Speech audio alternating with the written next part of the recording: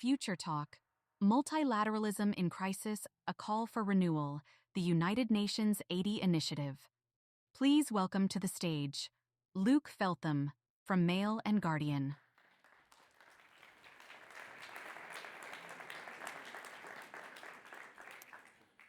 Good afternoon, ladies and gentlemen. My sincere apologies for that delay. My name is Luke Feltham. I am a South African journalist. I promise I've done my absolute best to learn the right pronunciations of these lovely European names. Specifically, I am the editor-in-chief of a publication known as the Mail and Guardian. I'm honored to have been asked to moderate today's session. Whenever I give a talk to young students who are unsure about taking up journalism as a craft, I always tell them that as a journalist, you are privileged to be on the front lines of history. And that is very much the case for me today, as I get the opportunity to talk and pose questions to some remarkable people. The issue we're here to discuss is one we all have a stake in. For all our differences, we are all in Hamburg this week because we share the fundamental idea that peace and prosperity could never come from isolation. But of course, you do not come here to listen to me, and given that time is of the essence, we'll get going. The session's goals today are to reflect on current challenges to multilateralism in general and the United Nations in particular. We will examine potential solutions. The UN 80 initiative will be presented, which, as you know, was announced by UN Secretary General Guterres in March this year. And we'll open the conversation around shared priorities and diverse perspectives.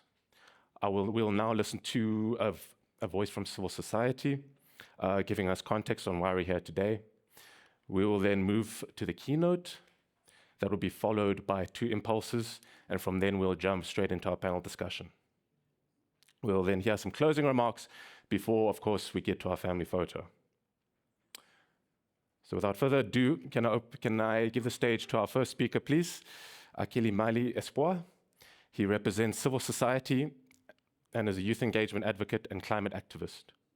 He was born in the Democratic Republic of Congo and came to Kenya as a refugee when he was 18 years old, fleeing conflict. When he first came to Kenya, he was in the refugee supported by UN HSC and UNICEF. And he will now tell us about the importance of the UN in conflict settings. Mr. Espoir, stage is yours.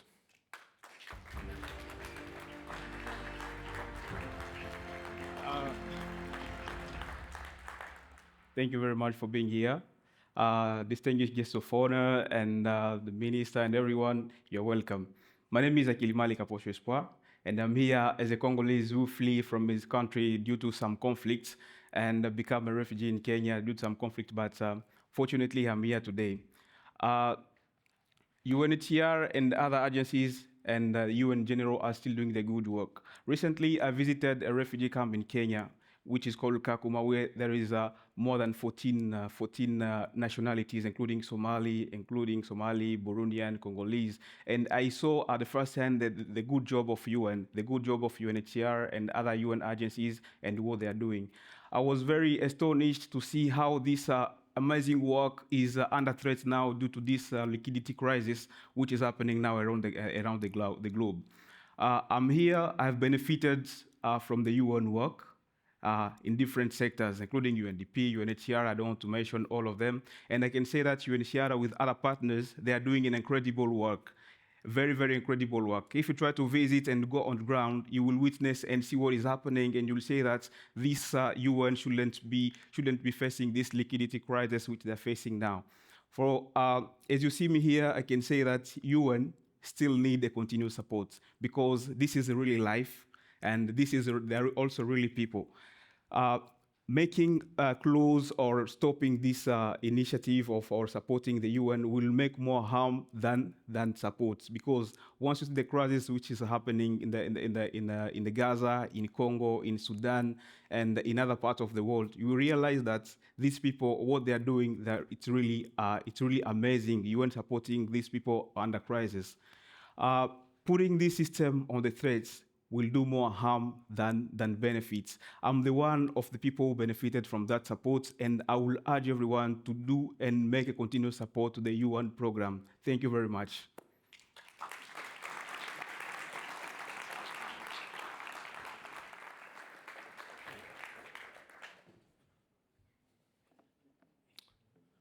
Thank you, sir.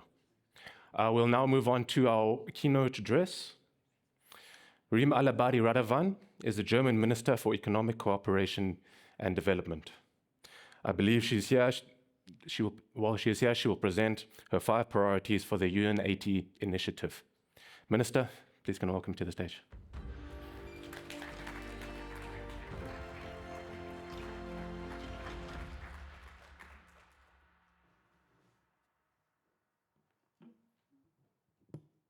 Excellencies, ladies and gentlemen. Excellencies, ladies and gentlemen. When the United Nations was formed 80 years ago, large parts of the world lay in ruins. Under the impression of the horrors of the Second World War, which Nazi Germany and its allies had inflicted onto the world, the international community resolved that such a disaster should never happen again. That common rules are needed, which are respected by everyone, that strong international institutions are necessary to ensure peaceful and safe, secure coexistence of all people. For almost 80 years, the United Nations has been the backbone of an international order that is built on fair rules and the protection of human rights. Yet, this international order has come under pressure. Geopolitical tensions, tight budgets, and nationalistic self-interest have thrown multilateralism into crisis. That may sound rather abstract for many people, but all us in the room know it is not. The crisis of multilateralism has very tangible effects on people worldwide, especially in countries of the global south, as we have just heard from my previous speakers. Excuse me, from my previous speaker. Many thanks for your clear and strong message. One region where it is now more obvious than ever how irreplaceable the United Nations is Gaza. The horrific terrorist attack carried out by Hamas and the ongoing war in Gaza have brought immeasurable suffering to the people and the region, and I talked about it in my opening keynote today in the morning. And I will now just say again, we need the humanitarian agencies of the United Nations on the ground. We need them to stop starving of the people in Gaza.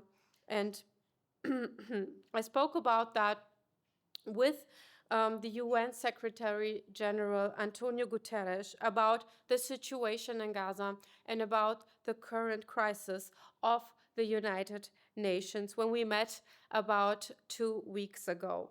I assured him that Germany stands firmly behind the United Nations and that Germany will continue to be a strong voice for multilateralism because the global challenges of our time, such as poverty, hunger, and inequality, wars, and the climate crisis, can only be solved on the basis of international cooperation, trust, and common rules. And that is particularly true for Germany. Our prosperity as an exporting nation has been built on openness towards the world, on stable international markets, and on reliable international partnerships. Our security is based on international partnerships and cooperations and strong alliances. It is closely linked to the security and stability of other regions of the world. So Germany needs a stable international order and a strong United Nations. However, it is evident that the current global situation calls for comprehensive reforms at the United Nations. It is for that purpose that Secretary General Antonio Guterres launched the UN80 initiative. I support the ambition to make the United Nations more efficient, transparent, and effective. And I am pleased that Under Secretary General Guy Ryder, head of the UN 80 Task Force, is here to give us more insight into the reform process. Germany will support him in his work, and we have 5 key priorities for this process. Firstly, the UN pillar for sustainable development needs to be maintained on an equal footing alongside human rights, peace, and security. The UN development system is indispensable for reducing poverty, hunger, and inequality in the world, for making societies resilient against crises, and for securing a peaceful coexistence of all people. Secondly, the UN needs to continue to be guided by the normative compass that the international community has given itself. This includes the Pact for the Future that was agreed last year, of course, the 2030 Agenda, and the United Nations Charter, of course.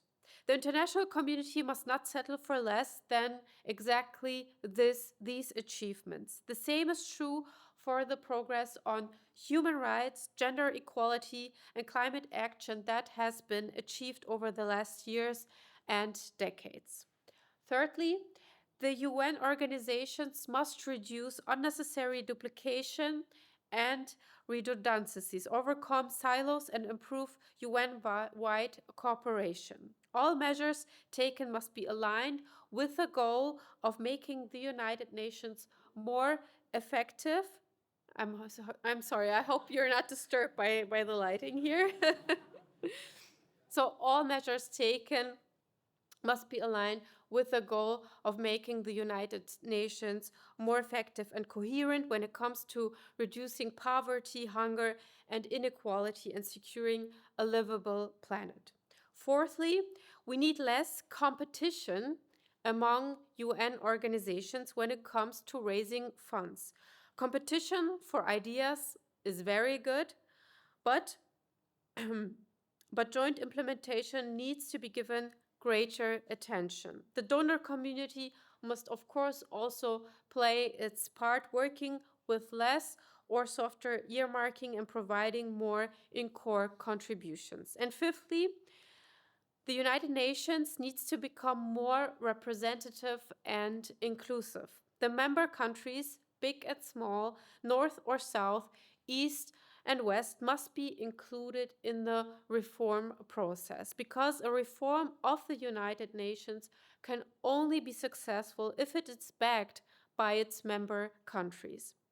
Germany and other member countries have formed an alliance to support the United Nations development system, and I am happy to see many of the supporters here today. And I would be very pleased to welcome more countries as members of the alliance. Please feel encouraged to join us. Ladies and gentlemen, almost 80 years after it was founded, the United Nations is at a crossroads, and I will work hard as a minister to ensure it emerges stronger from this challenging time. And I'm glad to have so many strong partners like you at my side. Perhaps no one embodies the commitment for strong United Nations more than UNDP Administrator Achim Steiner, to whom I now hand over. Thank you very much.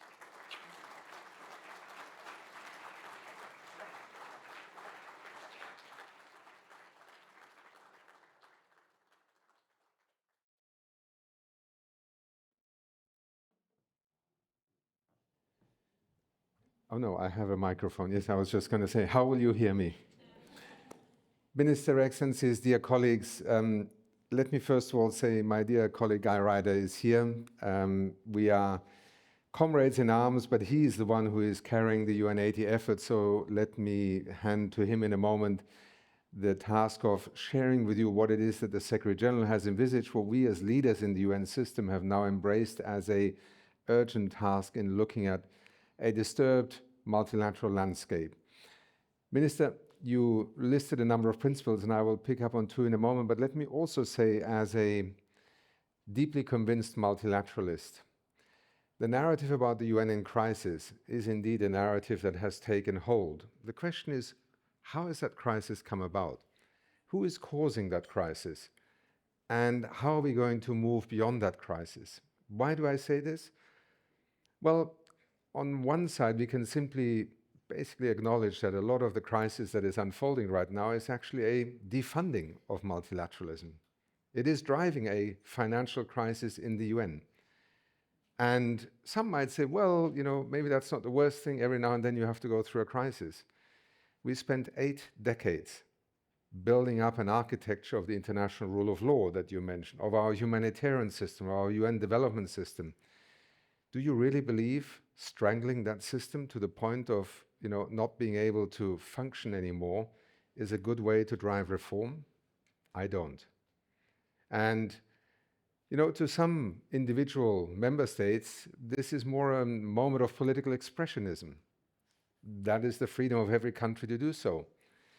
But the fact of the matter is that our institutions have already faced over many years, the UN development system in particular, a defunding from the fact that the member states of the UN once believed that a UN development system was something to invest in together, to increasingly a number of organizations that are funded to implement projects where, for example, UNDP today is roughly 89 to 90% funded by 4,000 individual projects.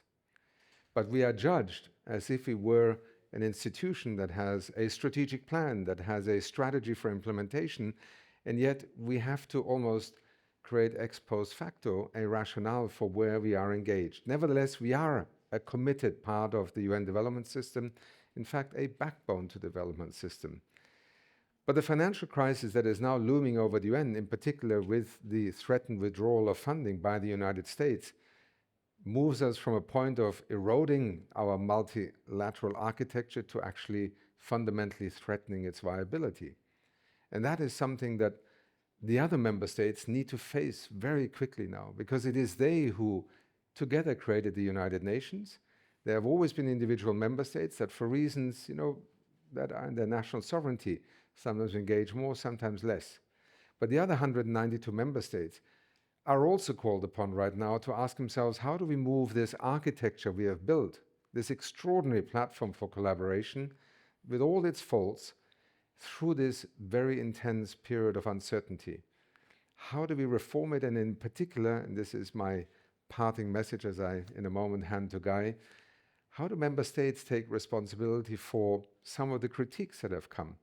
Efficiency, effectiveness is sometimes difficult when you have over 80 years mandated over 40 UN entities to exist, to have a mandate, to go out and do good things, but then when they actually operate, you discover that if you have an organization that is supposed to be focused on women and girls, how does it interact with an organization that is looking at children? How does it interact with an organization that has a mandate to talk about livelihoods or human rights?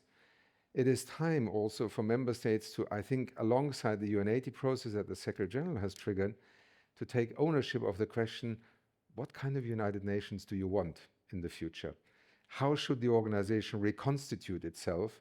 Because from within, there is only so much you can do, because the mandates, the decisions of what exists today are all taken by member states.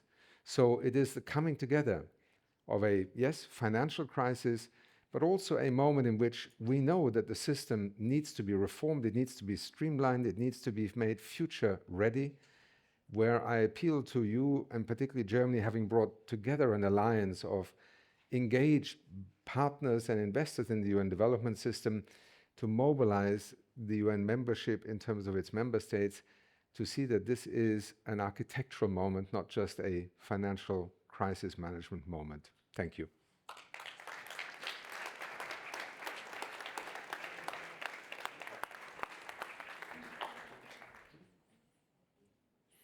Thank you very much, Your Excellency.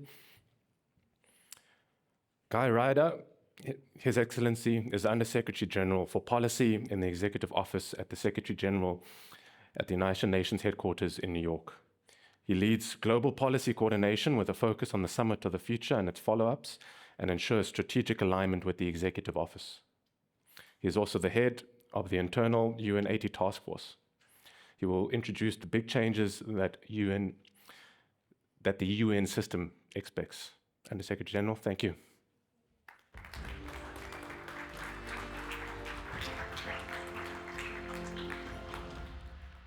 Well, good afternoon, everybody. Minister, Excellencies, dear friends. I must say I'm very fortunate to speak after those who have come before me. Achim Ali, you made the strongest possible case for multilateralism, and that is the real-life impact that multilateralism has when it works well, and what happens when support for multilateralism is withdrawn. And Minister, thank you for putting the same case, yes, in slightly more general abstract terms, about the benefits of a rules-based international system, the system that the United Nations has led for 80 years, and it makes all of us stronger, more prosperous, and safer. And that's what we have to preserve. And Achim, you've, as always, answered a lot of the questions and saved me the trouble, so thank you for that. But I'm going to go straight to the 5 challenges that the Minister put to us and say yes to each of those 5 challenges. These are things that the UN 80 process must do as we move into a process of reform. And when you're under attack, and the UN system is under attack in several regards right now, there is a temptation to dig your heels in and just stay exactly where you are, because you're scared of making concessions to those who are attacking you. That's the wrong thing to do at this moment. We have to have sufficient confidence in what we do, sufficient responsibility. And yes, the UN is a complex system, and complex systems are given to inertia. But together with our member states, we have to have the courage and the creativity to move forward with reform. Reform, Minister, that absolutely balances the 3 pillars of the United Nations Charter. We continue absolutely and strengthen our commitment to sustainable development. We maintain that normative basis of humanitarian and human rights law. And we look for new ways to strengthen our historic role on peace and security as conflicts multiply and change and mutate. We have also, I think, to safeguard and use the assets that we have given ourselves in recent years, most notably the Pact for the Future adopted last September. No small achievement, and ones whose benefits will stay with us if we're smart enough to use them well. And our system is not perfect. We do have duplications. We do sometimes work in silos. We do compete for funding amongst ourselves. And that's something, together with our member states and those who contribute financially, those are weaknesses that we certainly need to address.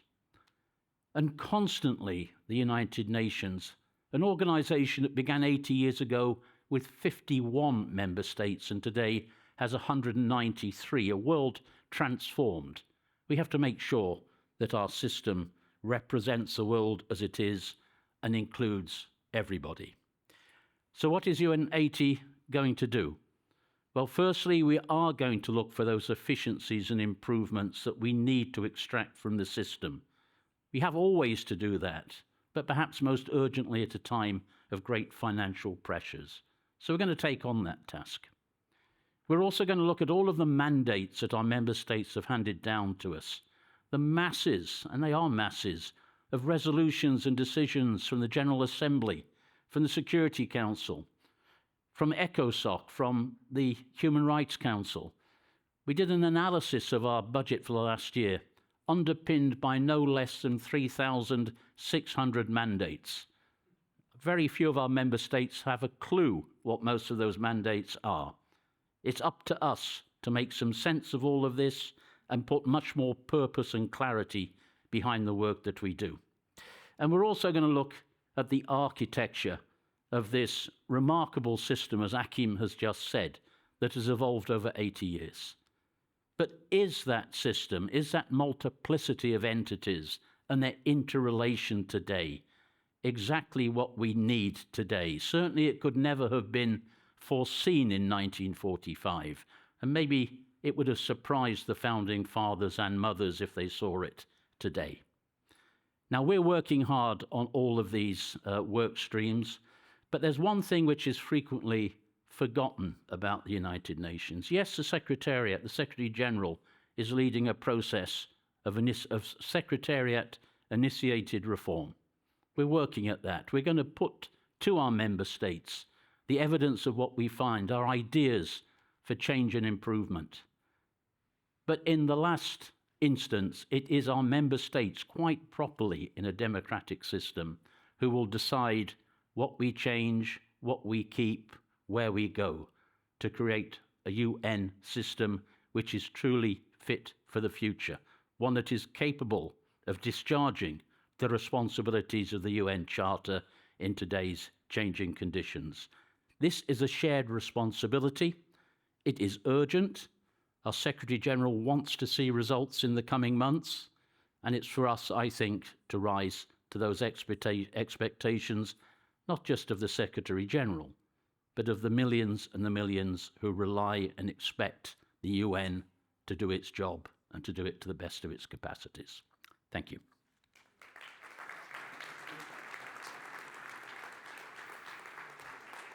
Chief, if I can please usurp your podium over here. Thank you. We are short for time, but we want to jump very quickly into our panel discussion.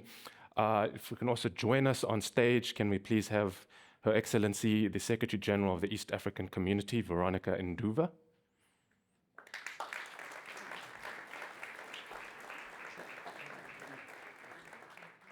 I should note that Her Excellency represents 8 East African countries, namely those are Tanzania, Uganda, Kenya, Burundi, Rwanda, South Sudan, and the DRC.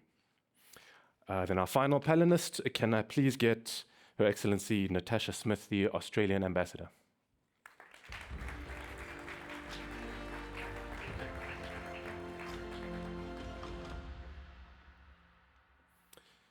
Secretary General, I'll start with you. As I said, you represent not only East Africa, but I would say the global South and the developing world at large as well. What would you say briefly has been the relationship with the UN and how has that changed throughout the years? Thank you. Thank you so much for having great remarks from the speakers before. So this is what I will say. What does the UN mean to us? What does the UN mean to other people? For some people, the UN means great jobs. The UN means attending annual conferences. But growing up in Kenya, the UN meant that there was food for our guests who are the refugees from the surrounding countries. In the part of the world I come from, the UN means a sense of peace. If there is conflict and we spot a UN vehicle on the road, then you are happy that something is happening.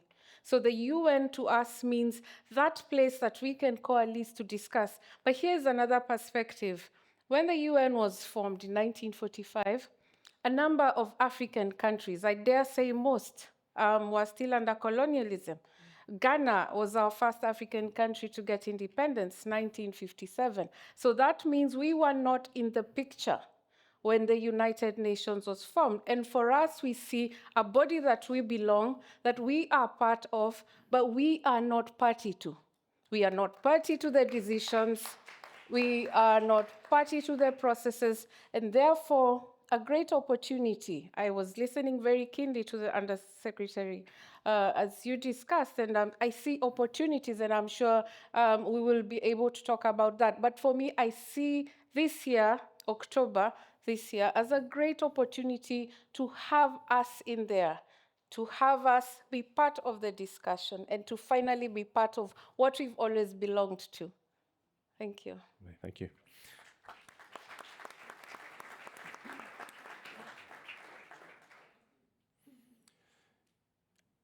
Ambassador, I was just told, I think literally about 45 minutes prior to coming onto this panel, that we've had 4 more signees on to be supporters of the United Nations development system.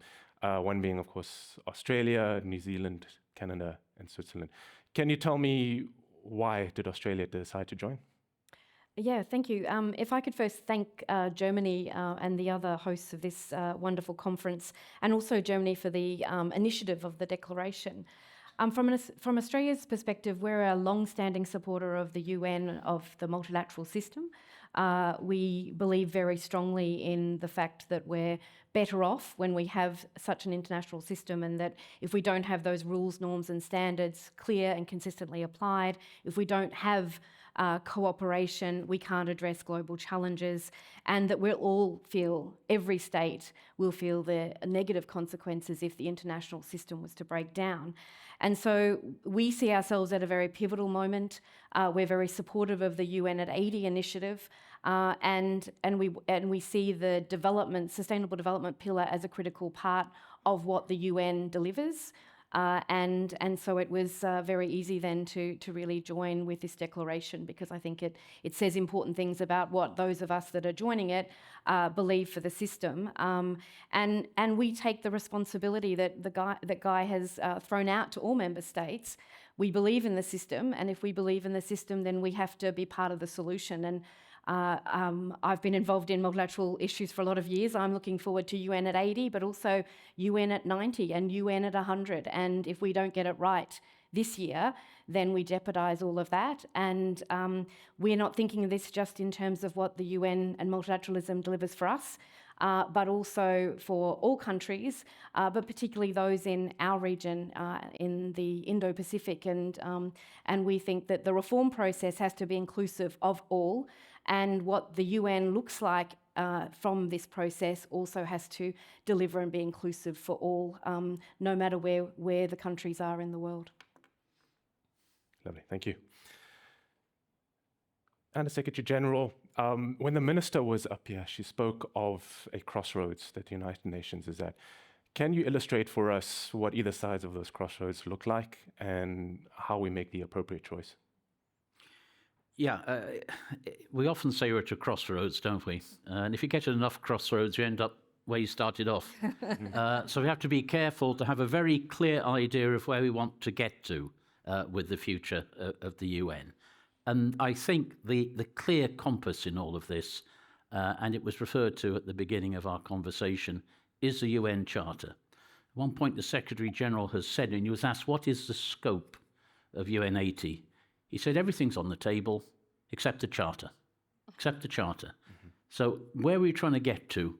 We're trying to get to a multilateral system which is more effective, more coherent, more efficient at delivering on the Charter with those three pillars, as has been emphasized. Sustainable development, so important to our developing country members, but also humanitarian and human rights. We do live in a moment of extraordinary impunity in respect to the violation of the basic standards, and we see it reflected in the crises around the world, and of course the historic peace and security pillar. So we need to move forward with a clear sense of direction.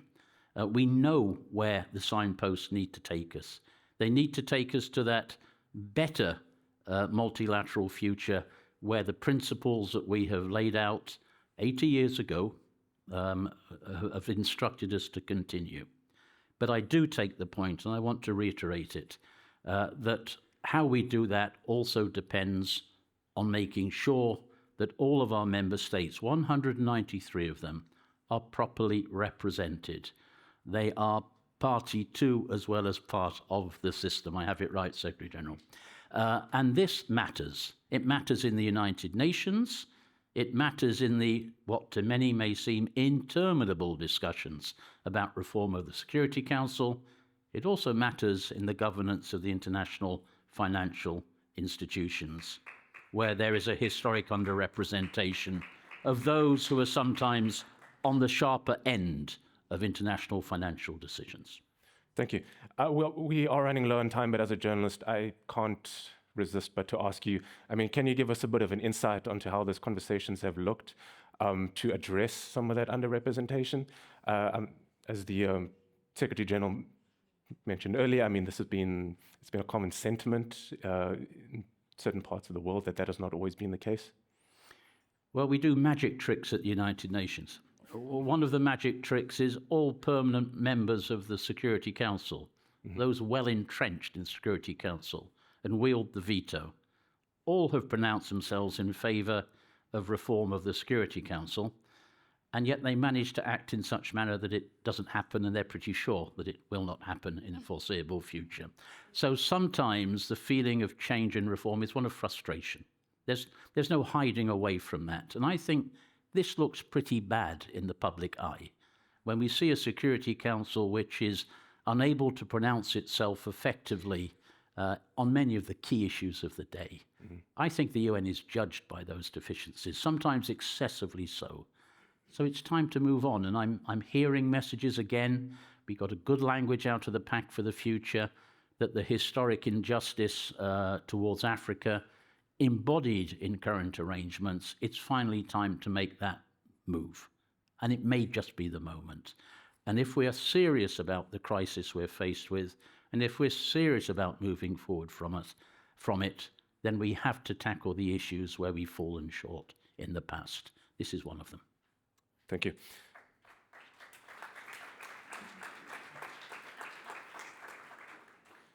In the effort of getting as many inclusive voices in as possible, I would like to give the last word or voice or question or remark to Alice Pinto. She's the HSC Youth Ambassador.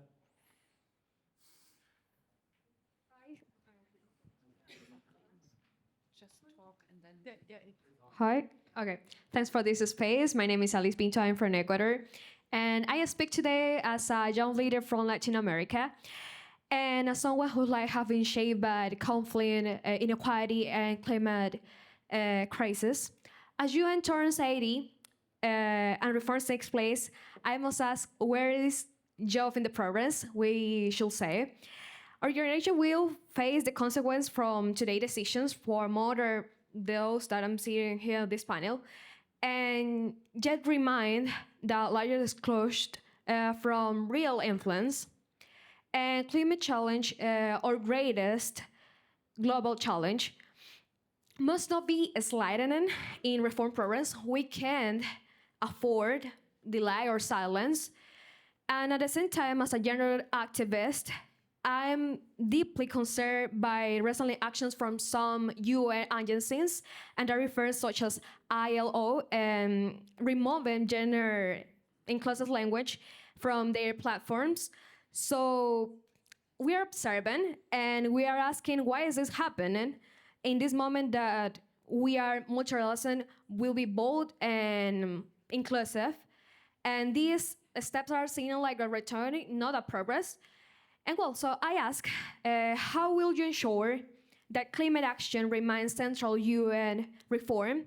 And also, how will you explain and address that rollback and gender language in the system of mean to protect and empower all people? That refers that if we want the next generation to believe in multilateralism, and then United States must work with us, not without us. So thanks for this space.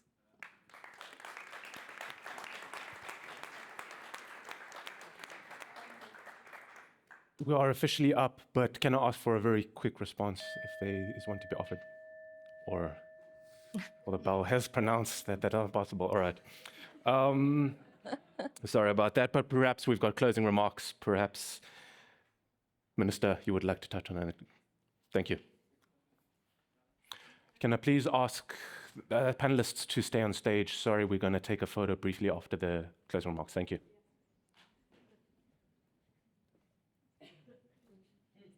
Sorry. Well, Excellencies, ladies and gentlemen, thank you so much for your input, for your perspective, and also you for your perspective. We were just talking about that we need to implement more younger voices. So both of you, thank you very much. A big applause for our young delegates here. And this is also part of it, to be more inclusive and to have all these perspectives in it. So Thank you. I think we're sending out a strong signal, especially the alliance of supporters of the UN development systems, the countries from the global north and global south. And I'm very glad that more countries are joining this initiative. And we want together send a strong and clear message from Hamburg here today to this world. We stand united for international cooperation and solidarity. We stand united for multilateralism, and for that we want to take a group picture, a family picture. So please join us here on the stage to send out this strong message. Thank you all so much.